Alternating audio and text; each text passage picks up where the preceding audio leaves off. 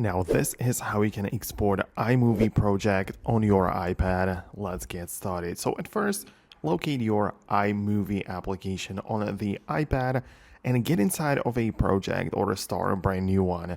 But the whole process of exporting is pretty simple. You just click on, you have to be inside of the editing process or this layout where you can see the little timeline at the bottom. But in order to finish and export, click on a done in the top left corner, and you can see that you can play the video that we are done and whatever. But at the bottom, you have a little share icon.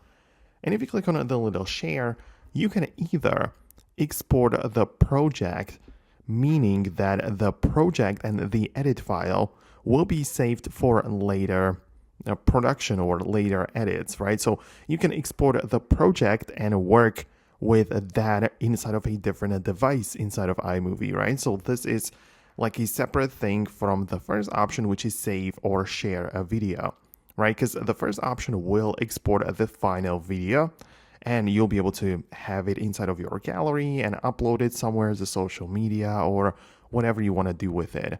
However, the second option is export project, and this is, as I said, it's only an option to export the file which has all of the videos in it, and it will let you continue with the edit on a different device.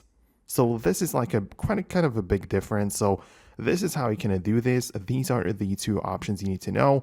Then at the bottom, you also have the Final Cut option. Obviously, if you want to use it and edit it further in Final Cut, you can go ahead and click that. But yeah, these are the main options. Let me know what you think below.